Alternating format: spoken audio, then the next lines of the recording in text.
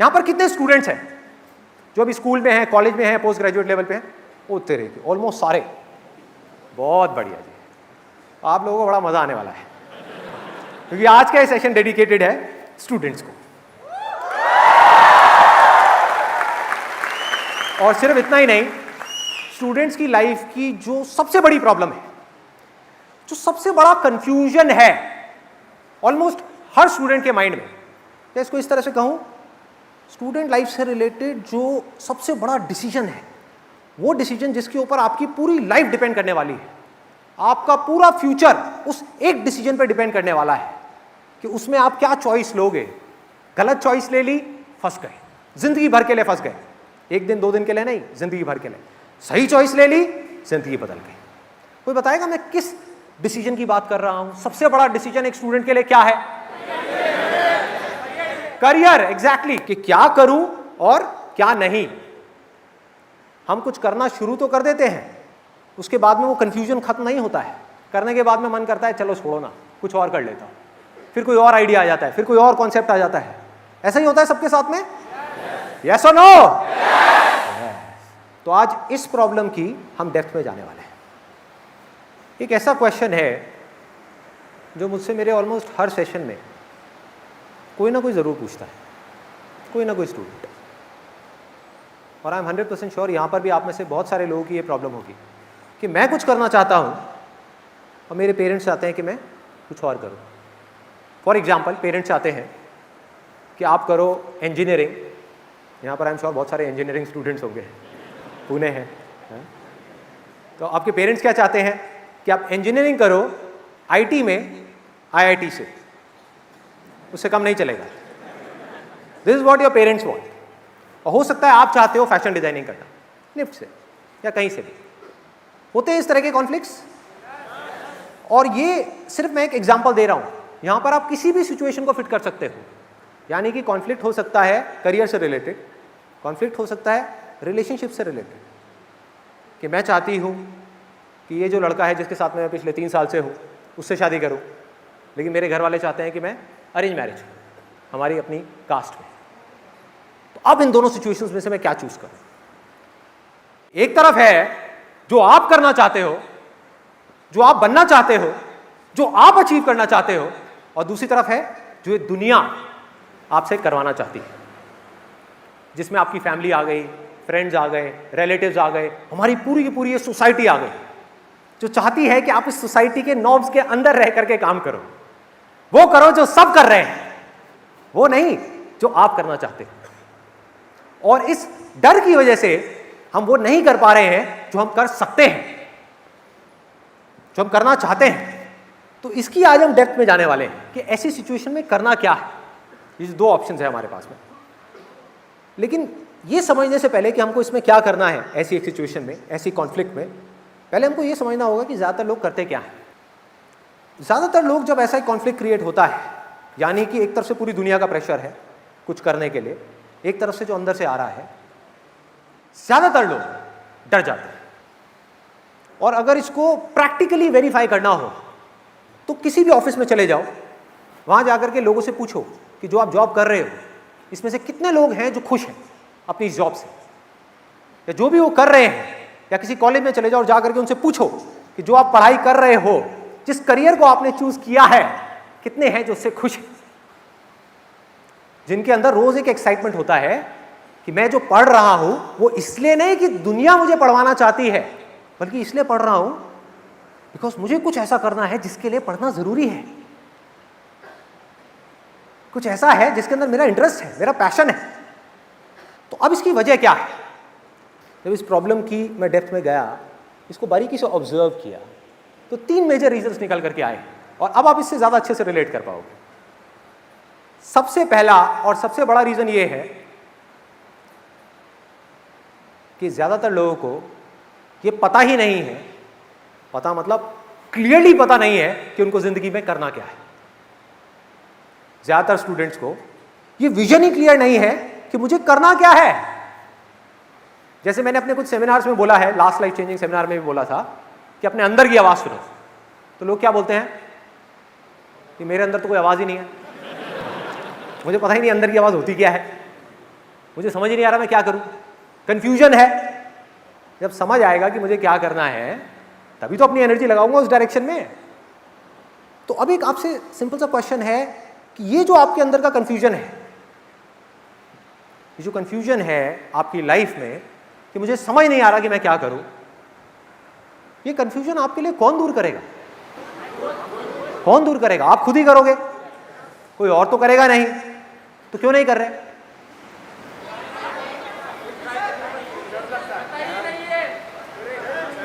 अब जो मैं बोलने वाला हूं ना उसको बड़े ध्यान से सुनना, बिकॉज ये बिल्कुल अलग है उन बातों से जो आज तक हम सुनते आए हैं। कंफ्यूजन है, समझ नहीं आ रहा है कि मैं क्या करूं।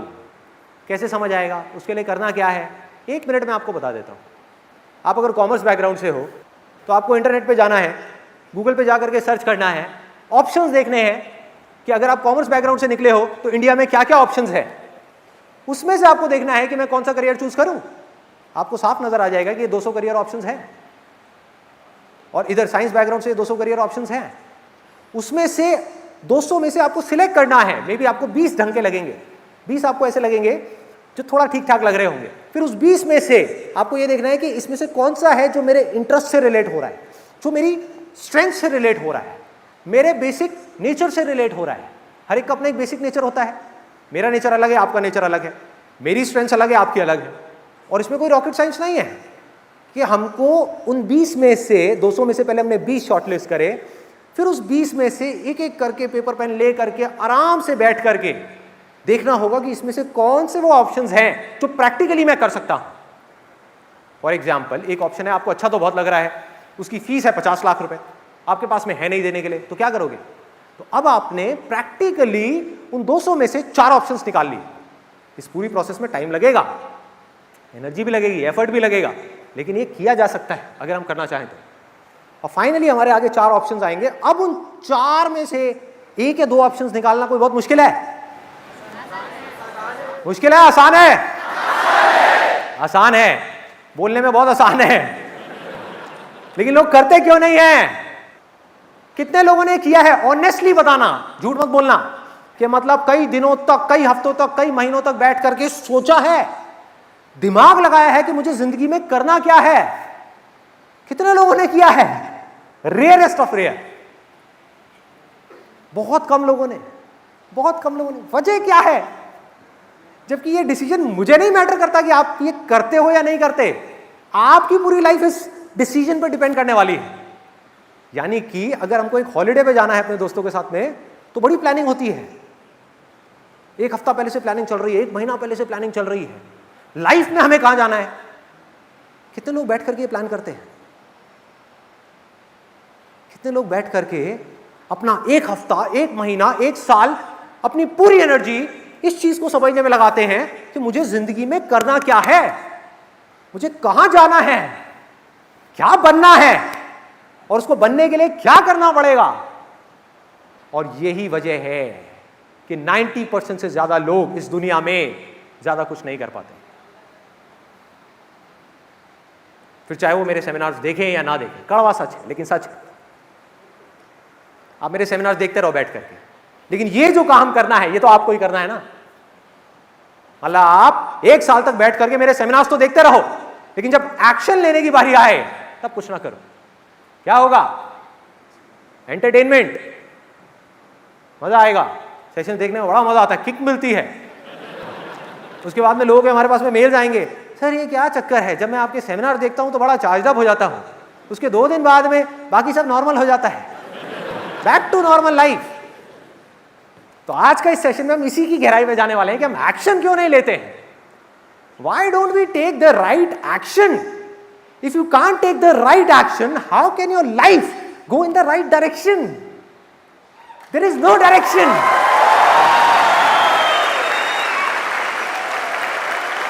एक्शन क्यों नहीं लेते हैं? बड़ा सिंपल है, ये करने में एफर्ट लगता है, ये करने में दर्द होता है भाई।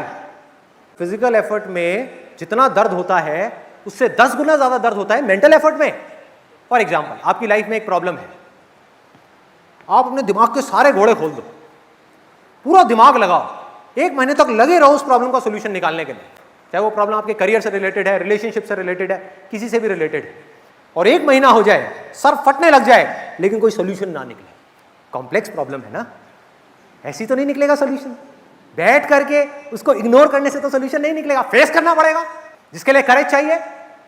और आप बैठे रहो, सोचते रहो, और सोल्यूशन ना निकले तो क्या होगा? दर्द होगा। इसी को मेंटल पेन बोलते हैं, इसको बोलते हैं मेंटल पेन, जिसको लोग अवॉइड करना चाहते हैं। ये है वो पहला रीजन। मेंटली हमको बहुत एफर्ट डालना होगा ये जानने के लिए कि भैया मुझे करना क्या है। अपनी कंफ्यूजन्स को दूर करने के लिए, माइंड को बिल्कुल क्लियर करने के लिए, माइंड को एक डायरेक्शन देने के लिए, अपनी लाइफ में एक ऐसा गोल सेट करने के लिए जिस गोल को अचीव करने के लिए आप किसी भी हद तक जाने को तैयार हो, कुछ भी करने को तैयार हो। क्या करना होगा इस गोल को सेट करने के लिए? पहले जानना होगा कि मुझे करना क्या है, मुझे क्या करना है, क्या नहीं करना है। यहां तक पहुंचने के लिए मेंटली दर्द सहने का करेज होना चाहिए हमारे अंदर। जिसके अंदर करेज है वो इस दर्द को सह लेगा, वो लाइफ में आगे निकल जाएगा। पॉसिबिलिटी है, जिसमें करेज नहीं है वो जिंदगी को काटेगा, काटता रहेगा। ये है वो पहला रीजन। अब दूसरा, ये और भी इंटरेस्टिंग है, बहुत इंटरेस्टिंग। आपने मेरे सेशन देखा और आपने कहा यार बात तो सही है, लग जाओ काम पे, लगाओ दिमाग और सॉल्यूशन निकालो इस प्रॉब्लम का कि मुझे क्या करना है। आपने निकाल भी लिया सॉल्यूशन, 200 करियर ऑप्शंस देखे, उसमें से दिमाग लगाया, लोगों से बात करी, एफर्ट किया, बहुत कुछ किया, और फाइनली आपको समझ आ गया कि मुझे ये काम करना है और ये काम करना मेरे लिए सही है। अब आप गए अपने घर पे जाकर के अपनी फैमिली से डिस्कशन किया और आपकी फैमिली ने क्या कहा कि हमारे हिसाब से ये सही नहीं है, तुम्हें करना है करो, लेकिन हम तुमको सपोर्ट नहीं करेंगे ये काम करने के लिए। हाँ, अगर तुम वो करो जो सब कर रहे हैं और जो हम तुमसे करवाना चाहते हैं तो पूरा सपोर्ट है, बोलो क्या करना है। अब ऐसी सिचुएशन में क्या करोगे? क्या करोगे? लड़ोगे अपने पेरेंट्स से? क्या करोगे? कॉन्फ्लिक्ट क्रिएट हो चुका है। इस प्रॉब्लम को समझो, क्योंकि अगर मैं आपको कहूं कि आपको ऐसे इंसान से लड़ना है जिसको आप नहीं जानते, उसमें कोई प्रॉब्लम नहीं है, उसमें कोई खास करेज नहीं चाहिए। लेकिन अगर आपको अपने पेरेंट्स से लड़ना है तो उनसे जिनसे आप दुनिया में सबसे ज्यादा प्यार करते हो, तो क्या चाहिए? अरे बहुत करेज चाहिए, बहुत ज्यादा करेज चाहिए। स्पेशली इंडिया में, जहां पर हमारे जितने भी पेरेंट्स हैं वो सब एक्सपर्ट हैं इमोशनल अत्याचार में, एक्सपर्ट हैं।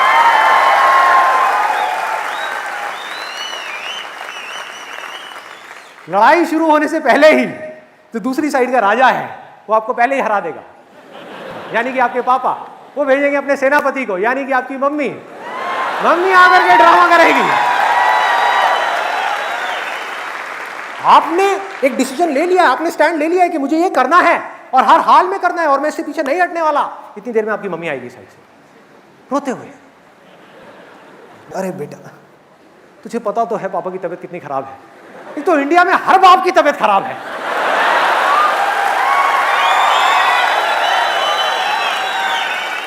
सबको बीपी है, सबको शुगर है, सबको हार्ट की प्रॉब्लम है, सबको कॉन्स्टिपेशन है, सबको 36 प्रॉब्लम्स है।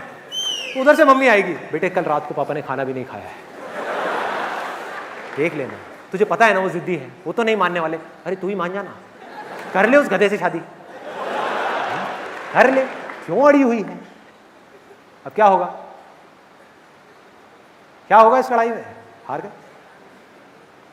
मम्मी जीत गई, पापा जीत गए। अब यहां पर एक चीज अच्छे से समझ लेना, मैं लड़ाई मतलब कोई फिजिकल लड़ाई की बात नहीं कर रहा हूं कि घर पे जाकर के बाल पकड़ लो अपने पापा मम्मी के, भाई मुझे पिटवाओगे, ये नहीं कर रहा हूं। मैं भी बहुत रिस्पेक्ट करता हूं अपने पापा मम्मी की। मैं बात क्या कर रहा हूं? पीसफुल लड़ाई, जैसे गांधी जी ने करी, नॉन कॉपरेशन मूवमेंट, कि आप मुझे नहीं सपोर्ट करते वो करने के लिए जो मैं करना चाहता हूं, कोई बात नहीं, ये आपकी चॉइस है, लेकिन मैं भी आपको नहीं सपोर्ट करूंगा मुझसे वो करवाने के लिए जो आप मुझसे करवाना चाहते हो। नहीं कर रहा सपोर्ट।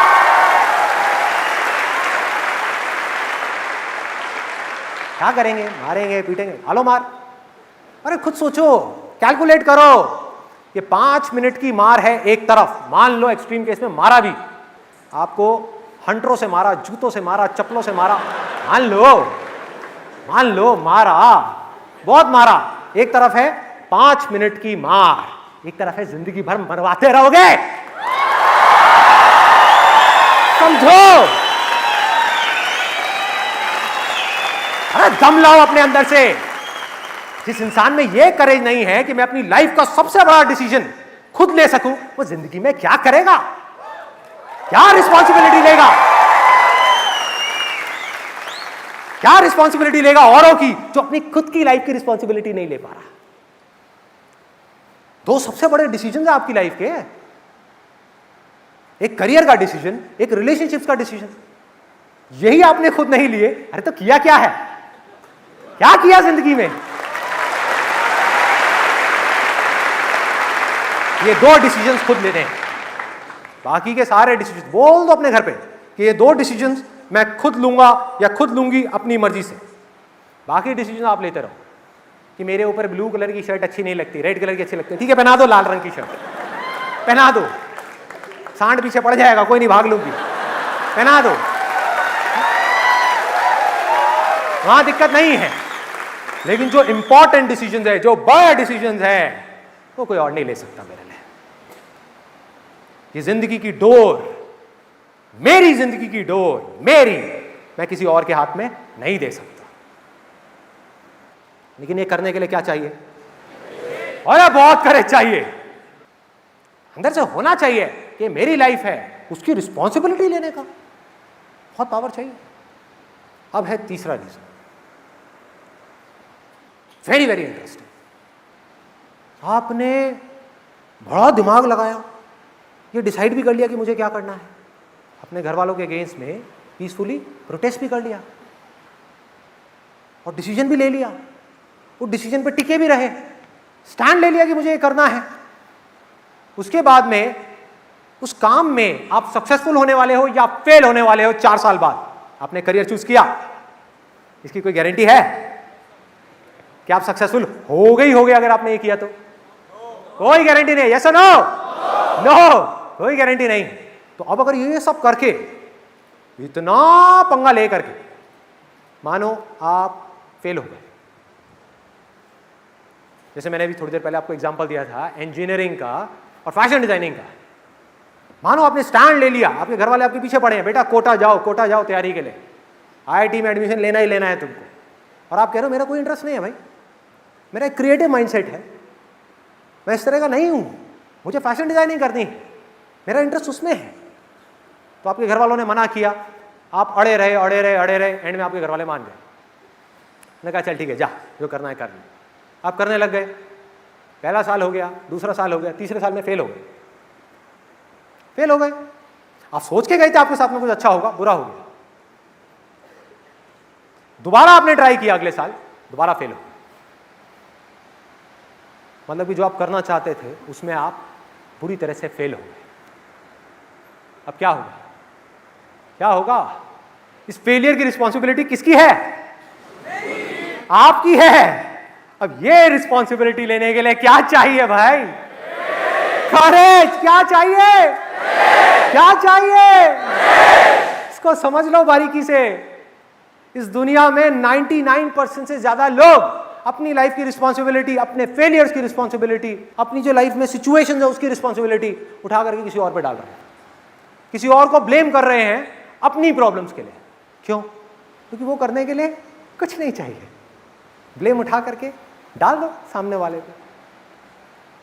अगर इस सेशन से एक चीज लेकर के जानी है अपने घर, तो वो ये है कि चाहे कुछ भी हो जाए आपकी लाइफ में, कभी भी किसी को भी अपनी प्रॉब्लम्स के लिए ब्लेम नहीं करना है, किसी हाल में नहीं करना।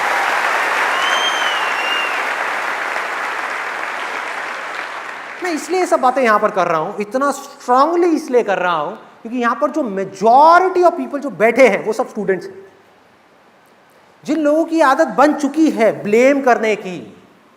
उनकी आदत 1 या 2 दिन में चेंज नहीं होने वाली, बट आप लोगों के आगे अपनी पूरी जिंदगी पड़ी है भाई।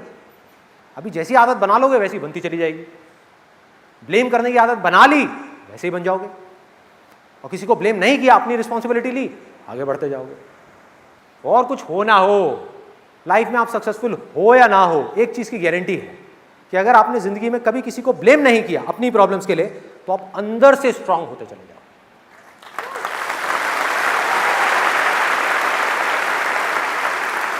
अंदर से ग्रो कर जाओगे। एक है बाहर की ग्रोथ, जो है दुनिया की नजर में।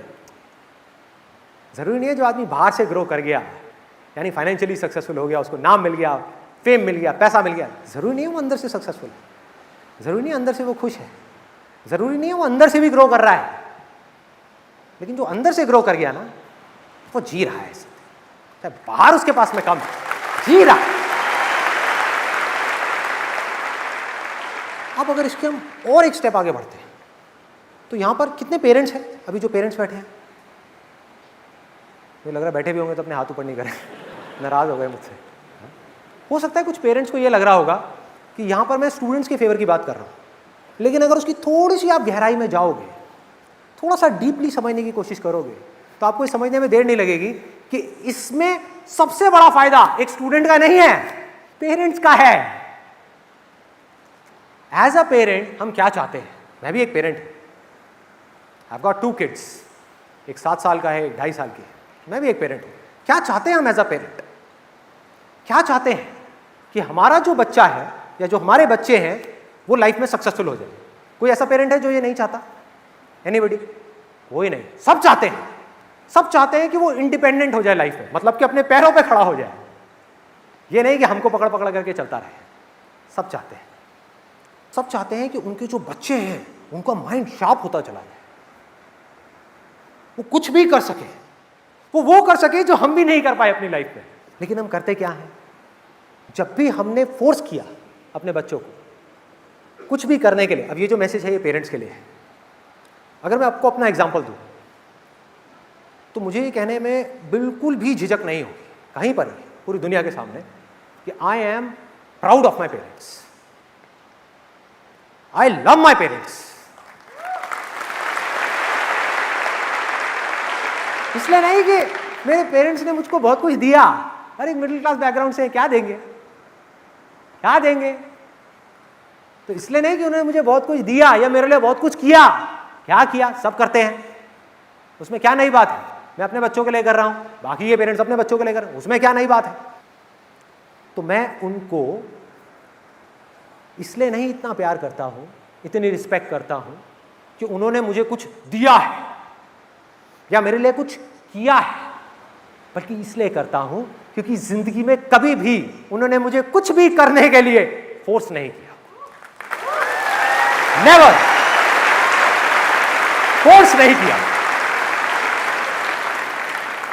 और मेरे हिसाब से पेरेंटिंग की सबसे बड़ी क्वालिटी है, इससे बड़ी कोई क्वालिटी हो नहीं सकती कि आप अपने बच्चों को फोर्स ना करो, उनको सलाह दो, अगर उनको जरूरत है तो उनको सही और गलत के बीच का फर्क बताओ, उनको बताओ कि देखो जो तुम करने का सोच रहे हो मुझे ठीक नहीं लग रहा है, इन सब में कोई प्रॉब्लम नहीं है, बट ये कहना कि नहीं तुझे वो नहीं करना, तुझे ये करना है, ये प्रॉब्लम।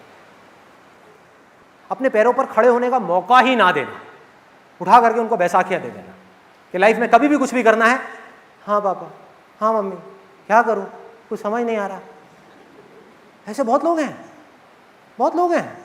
एक और एग्जांपल देता हूं, अभी जो मैंने आपको रिलेशनशिप्स का एग्जांपल दिया कि अगर आप एक लड़की हो, आप किसी को प्यार करते हो, उसके लिए मना कर दिया आपके घर वालों ने शादी करने के लिए, और ज़बरदस्ती आपकी कहीं पर और शादी करा दी।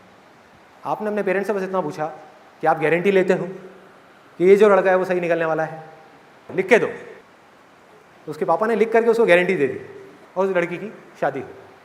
पेरेंट्स खुश, जो चाहते थे वो हो गया। 1 दिन निकले, 2 दिन निकले, 3 दिन, 4 दिन, क्या लगता है टेम्पररी बेसिस पे तो बड़ा अच्छा लग रहा है पेरेंट्स के पॉइंट ऑफ व्यू से, लॉन्ग रन में पेरेंट्स के लिए अच्छा है या बुरा है?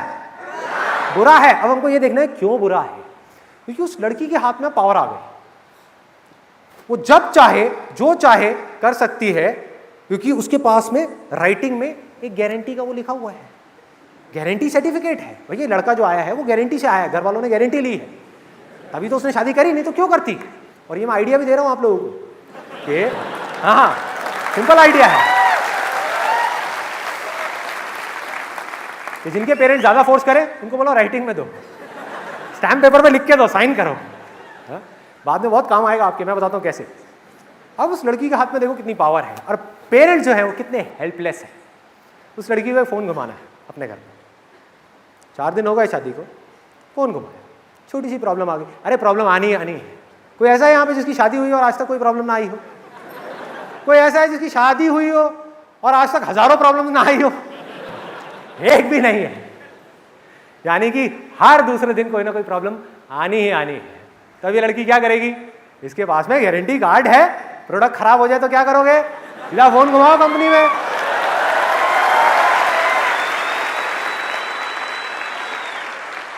चार दिन बाद उसने घर पे फोन घुमा दिया,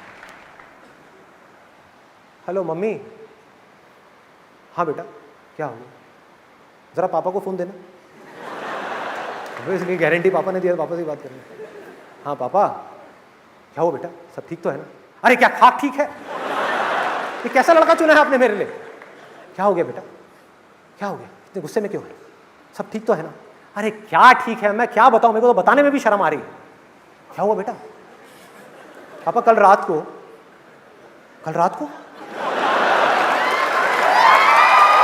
क्या हुआ कल रात को? क्या हुआ कल रात को? उसने कुछ गलत तो नहीं किया? अरे गलत क्या, सारी हदें पार कर दी। क्या बोल रही है? मुझे पता बेटा, मैं देखूंगा, मेरा प्रोडक्ट है, मैंने गारंटी ली है, मैं देखूंगा, तू टेंशन मत ले। क्या हुआ बेटा, क्या बात हुई?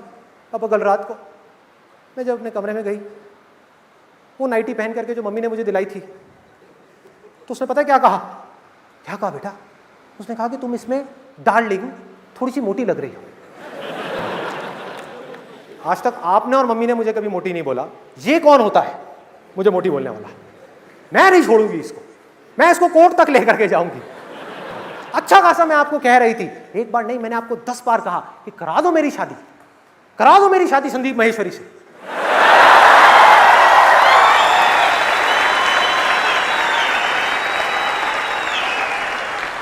लेकिन आपने मेरी एक नहीं सुनी। लेकिन बेटा संदीप महेश्वरी तो पहले से शादीशुदा है ना, उसके तो बच्चे भी हैं। अरे तो क्या एक ही संदीप महेश्वरी है क्या इस दुनिया में?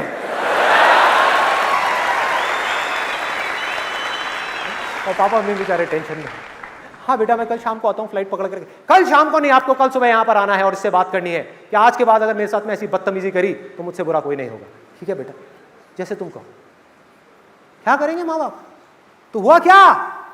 पहले बच्चों की डोर माँ बाप के हाथ में थी, अब इन माँ बाप की डोर उस बच्चे के हाथ में है,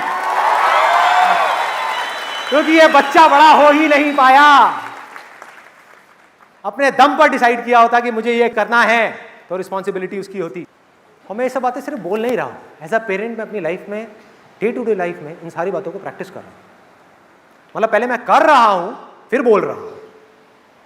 मैंने अभी थोड़ी देर पहले आपको बताया कि मेरा बेटा है 7 साल का। अभी कुछ दिन पहले हम एक मूवी देख रहे थे, तो आजकल आपने देखा होगा सिनेमा हॉल्स में एक एंटी स्मोकिंग कैंपेन बहुत चल रहा है।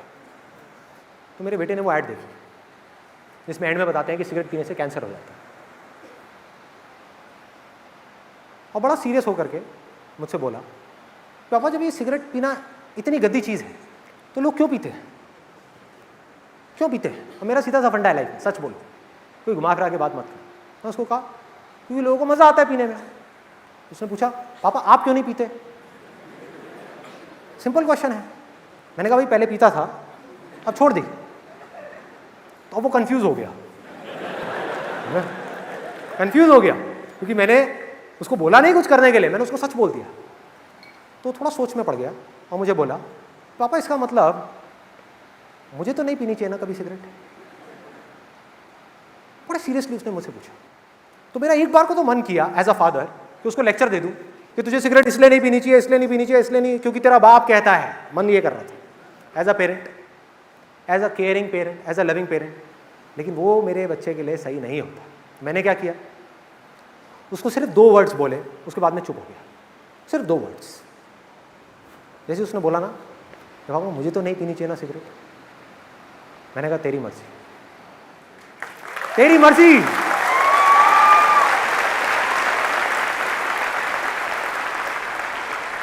और उसके बाद मैंने ऐसे शो किया जैसे मैं उसकी तरफ नहीं देख रहा, मैं स्क्रीन की तरफ देखने लगा, वो हंसने लगा, पॉपकॉर्न खा रहा। उसके 2-3 सेकंड बाद मैंने उसको देखा, उसका ध्यान स्क्रीन से हट गया था, उसका मुंह नीचे था और कुछ सोच रहा था, वो कुछ सोच रहा था। 7 साल का बच्चा कुछ सोच रहा था। और जैसे मैंने ये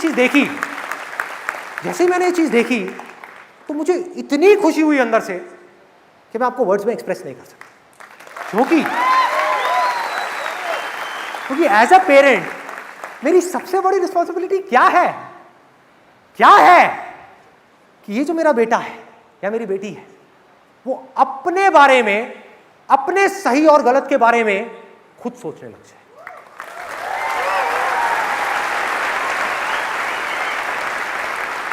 जब तक उनको मेरी जरूरत ना हो तब तक वो मुझे बीच में ना लाए। मेरी जरूरत पड़े तो आकर के मुझसे पूछे, मुझसे बात करें, लेकिन मेरी जरूरत नहीं है, खुद सोचें, खुद करें जो उनको करना है। तो ये था from the point of view of parents. अब बात करते हैं स्टूडेंट्स के पॉइंट ऑफ व्यू से। कैसे पता करें कि हमारी रियल इनर कॉलिंग क्या है? अब यहां पर एक बहुत इंटरेस्टिंग टॉपिक को मैं टच करने वाला हूं, तो अपने ध्यान को बढ़ा लो जिससे कि पूरे ध्यान से आप समझ सको कि मैं क्या बोल रहा हूं। जिसको हम अपने दिल की आवाज बोलते हैं, 99% केसेस में वो हमारे दिल की आवाज नहीं होती है, हमारे अंदर की आवाज नहीं होती है, वो हमारे मन की आवाज होती है। मन की आवाज। मन जो है ना हमारा, वो बिल्कुल एक छोटे से बच्चे के जैसा है। आप में से किसी के घर में कोई छोटे बच्चे हैं, जैसे 2 साल के, 3 साल के हैं, तो आप लोग बड़े अच्छे से रिलेट कर पाओगे।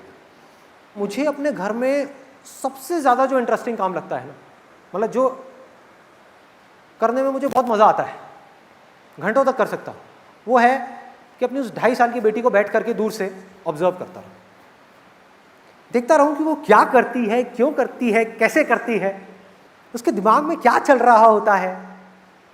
तो मैंने एक बड़ी इंटरेस्टिंग चीज़ वहाँ पर ऑब्जर्व करी है कि उसको आजकल एक नया शौक चढ़ गया है कि उसके पास में एक बार्बी डॉल है और एक डॉक्टर सेट है, उसके साथ में वो खेलती रहती है अकेले। यहाँ तक कोई प्रॉब्लम नहीं है। प्रॉब्लम शुरू होती है जब मेरा बेटा स्कूल से आता है। वो आता है और अभी कुछ दिन पहले की बात है, वो अपने एक रोबोट से खेलने लगे। उसको मैंने एक रोबोट दिलाया था छोटा सा, उसके साथ में खेल रहा हूँ। और जब तक वो खेल रहा था बिना खुश हुए, तब तक मेरी बेटी को कोई प्रॉब्लम नहीं थी। इसको ध्यान से समझना, because I am going in the depths of mind कि हमारे माइंड कैसे काम करता है। आपकी लाइफ काम करती है आपके माइंड से, और अगर आपको माइंड समझ आ गया तो आपको लाइफ समझ आ गई। आपको लाइफ को समझने की जरूरत नहीं है, माइंड को समझ लो, अंदर की दुनिया को समझ लो, बाहर की सारी दुनिया समझ आ जाएगी। सो बारीकी से देखना जो चीज मैं बोल रहा हूं, पेशेंटली आराम से समझना। तो जब तक मेरा बेटा किसी टॉय के साथ खेल रहा है और वो दुखी है, वो खुश नहीं है उस टॉय से, तो मेरी बेटी को कोई फर्क नहीं पड़ता। जैसे ही वो बेटा एक्साइटेड होने लग जाता है, बड़ा खुश हो जाता है, मतलब हंस रहा है, उछल रहा है, कूद रहा है, ये सारे काम कर रहा है, तो मेरी बेटी का ध्यान अपने टॉय से हट जाता है, उसके रोबोट की तरफ चला जाता है। वो धीरे धीरे गई मेरे बेटे के पास में और जा करके रोबोट को टच करने की कोशिश करी। उसने उसका हाथ हटा दिया, उसने उसको टच नहीं करने दिया। उसके बाद उसने पूरा घर सर पे उठा लिया, मेरी 2.5 साल की बेटी ने, रो रो करके कि मुझे वो रोबोट चाहिए, मुझे वो चाहिए, मुझे वो चाहिए, मुझे वो चाहिए, मुझे वो चाहिए। और तब तक रोती रही जब तक उसको मिल नहीं गया। हम सबको अपने हथियार डालने पड़े, उसको उठा करके वो रोबोट दे दिया। अब अपने रोबोट को ऐसे पकड़ा कस के, और बड़े स्टाइल से हम सबको देख रहे कि मैं जीत गई और तुम सारे बेवकूफ हो, तुम सब हार गए। और मेरा बेटा, उसको वही समझाना पड़ता है जो मुझे बचपन में समझाया जाता था, बेटा तू बड़ा है, समझदार है, वो छोटी है, ऐसे ऐसे करके इमोशनल उसको अत्याचार करके थोड़ा सा, फिर उससे वो उसका रोबोट लिया, उसको दिया बेटी को, और वो उस रोबोट से चिपक गई, छोड़ नहीं रही उसको, किसी हालत में नहीं छोड़ रही। मेरा बेटा उसको हाथ भी लगा रहा तो रो रही, ऐसे कर रही, ऐसे कर रही, उसको हाथ नहीं लगाने दे रही अपने रोबोट को। वो रोबोट जो कुछ देर पहले तक उसका नहीं था, अब वो उसका हो गया। मैंने इस पूरे खेल को देखा, मेरे को समझ आ गया क्या है खेल। मैंने अपने बेटे को बोला, मैंने कहा एक काम को चेस लेकर के आ, तो मैं उसके साथ चेस खेलने लगा। और बीच बीच में मैंने कहा चल यार हाई फाइव ऐसे, तो मैंने अपने बेटे के साथ, जिसका नाम हृदय है, उसको हाई फाइव दिया। मैंने कहा यार मज़ा आ गया, ये वो थोड़ा नौटंकी। उधर वो जो बेटी थी जो अपने रोबोट के साथ बैठी थी, उसका ध्यान गया हमारी तरफ, ये इतने खुश क्यों लग रहे हैं ये दोनों।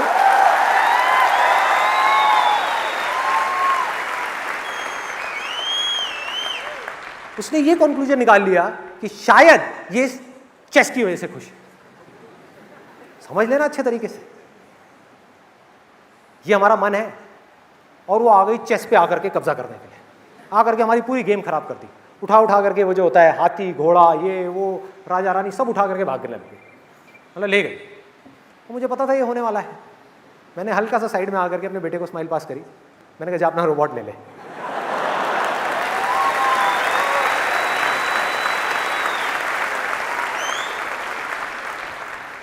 बच्चे को कोई खिलौना चाहिए, हमारे मन को भी कुछ चाहिए। क्या अच्छा लगता है मन को? वो जिसमें कोई दूसरा इंसान बहुत खुश है। तो हम ये कंक्लूजन निकाल लेते हैं कि वो इस वजह से खुश है क्योंकि उसके पास में ये है।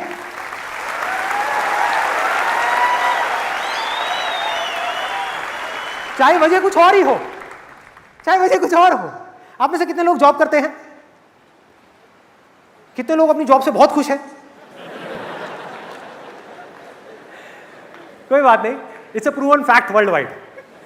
90% से ज्यादा जो लोग जॉब करते हैं वो अपनी जॉब से खुश नहीं होते, फिर भी करते हैं क्योंकि मजबूरी है। लेकिन प्रॉब्लम ये नहीं है, प्रॉब्लम आपका मन है।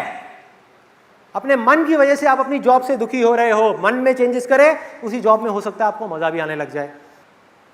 अब एक सिंपल सा क्वेश्चन है, जो लोग जॉब करते हैं, क्या कभी आपके साथ में ऐसा हुआ है? किसने हाथ ऊपर किया था? कहना एक बार, हाथ ऊपर करना, जॉब वाले। हाँ ठीक है। तो क्या कभी ऐसा हुआ है कि आपने कोई वीडियो देखी इंटरनेट पे, कोई बुक पढ़ी, किसी की ऑटोबायोग्राफी पढ़ी, या इंटरनेट पे किसी एंटरप्रेन्योर के बारे में पढ़ा और एकदम से मन हुआ कि मैं कल ही जाकर के रिजाइन कर दूं? सो ये क्या है? हमारा मन है।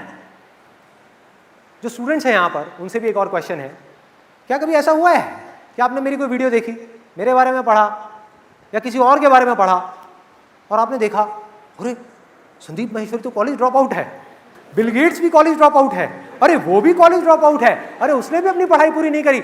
इसका मतलब क्या है कि पढ़ाई छोड़ दो और सक्सेस मिल जाएगी।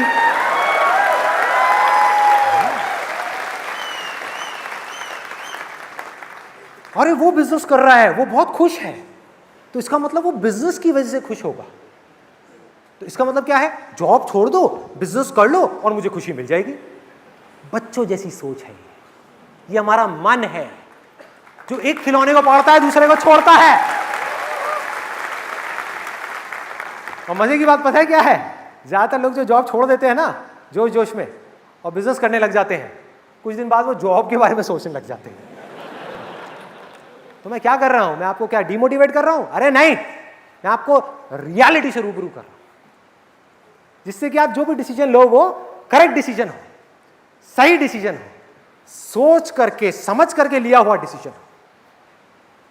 क्योंकि मेरा मकसद है रियलिटी के बेस पे बात करना, आपको मोटिवेट नहीं करना, आपकी जो थॉट प्रोसेस है उसको क्लियर करना।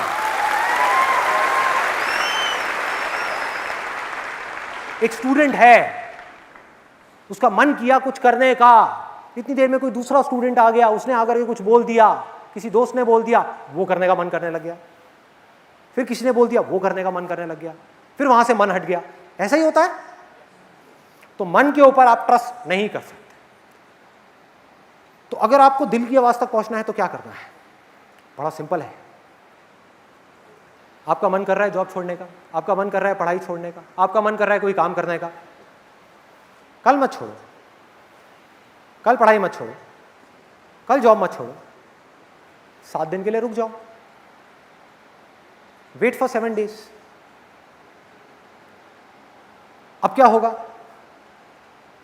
क्या होगा? अगर ये आवाज आपके मन की होगी, यानी किसी और को देख करके आप जॉब छोड़ने की सोच रहे होगे, तो धीरे धीरे आपका ये डिजायर कम हो जाएगा। धीरे धीरे ये छोड़ने का डिजायर आपका कम हो जाएगा और जो डर है वो बढ़ जाएगा। 1 हफ्ते बाद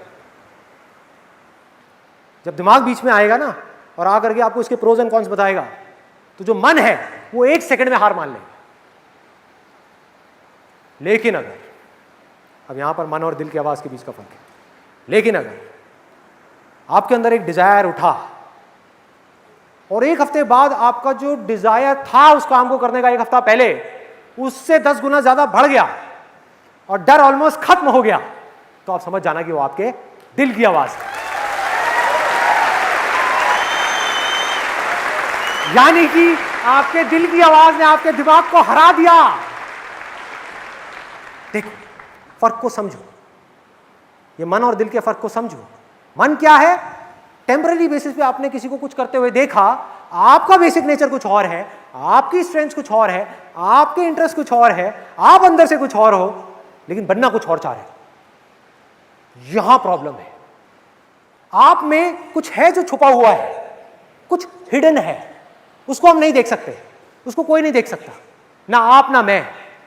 लेकिन अगर कोई ऐसा डिजायर हो, कोई ऐसी इंट्यूशन हो जो वक्त के साथ में बढ़ती ही चली जा रही है और उसकी वजह से डर कम होता चला जा रहा है, तो समझ लेना कि आपके अंदर का जो इनर पोटेंशियल है वो बाहर आना चाह रहा है, वो अपने आप को एक्सप्रेस करना चाह रहा है। कुछ है जो आप बन सकते हो, वो कह रहा है कि कर दे। इंट्यूशन कह रही है कर दे। लेकिन क्या सिर्फ इतने से काम हो जाएगा? नहीं। आपको ये क्लियर हो गया कि ये मेरे दिल की आवाज है, ये मेरे मन की आवाज नहीं है, तो क्या अब मैं करने लग जाऊं वो चीज? नहीं। दो सवाल पूछना। एक कि अब इसको करने का बेस्ट केस सिनेरियो क्या है, यानी एक करियर है जो आपको समझ आ गया, तो अब आपने क्या किया? अपने आप से एक सवाल पूछा कि इसका जो बेस्ट केस सिनेरियो है उसके लिए जो सैक्रिफाइसेस देने पड़ेंगे, जो टाइम लगेगा, जो एफर्ट लगेगा, जो दिमाग लगेगा, जो पैसा लगेगा, जो भी कुछ लगेगा अपने पोटेंशियल को अचीव करने में, उसके लिए कुछ करना तो पड़ेगा ना। और अगर वो सब कुछ करने के लिए मैं तैयार हूं, फिजिकल लेवल पे मुझे ये सब करना होगा उसके लिए मैं तैयार हूं, मेंटल लेवल पे ये सब करना होगा उसके लिए मैं तैयार हूं, हर चीज के लिए मैं तैयार हूं, मतलब कि आंसर आया yes, I am ready to do whatever it takes to make it a reality. इस बेस्ट के सिनेरियो को सच करने के लिए मैं कुछ भी करने को तैयार हूं। नंबर 1। अगला क्वेश्चन, मतलब कि आखिरी क्वेश्चन जो अपने आप से पूछना है, तो बहुत कम लोग पूछते हैं कि इसको करने का वर्स्ट केस सिनेरियो क्या है, बुरे से बुरा क्या हो सकता है। क्लियर है? मैंने अगर जॉब छोड़ी या पढ़ाई को बीच में छोड़ा तो बुरे से बुरा क्या हो सकता है, क्या उसके लिए भी मैं तैयार हूं? और अगर जवाब आ जाए हां मैं तैयार हूं, तो समझ जाओ अब कोई टेंशन नहीं है, बढ़ जाओ आगे।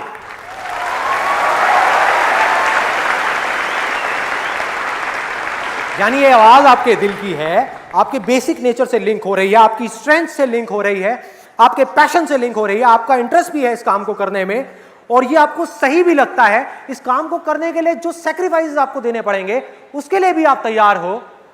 और इतना ही नहीं कि अगर इस काम को करने के चक्कर में आप बुरी तरह से फेल भी हो गए और इस पूरी दुनिया में आपका मजाक उड़ा, उसके लिए भी आप तैयार हो। यानी कि आपको एक बात समझ आ गई है कि वर्स्ट केस सिनेरियो क्या है, कि मैं इस काम में फेल हो गया। अरे तो भैया एक काम में ही तो फेल हुआ हूं, जिंदगी में थोड़ी फेल हुआ हूं, लाइफ में नहीं फेल हुआ।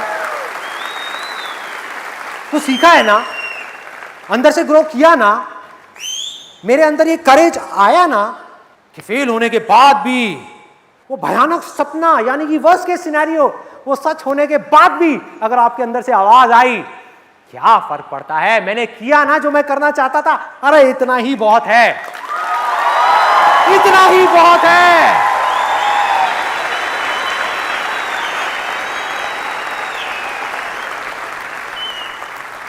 और फेल होने के बाद भी मेरे अंदर ये करेज है कि मैं आगे बढ़ता रहूंगा, मैं हार नहीं मान रहा।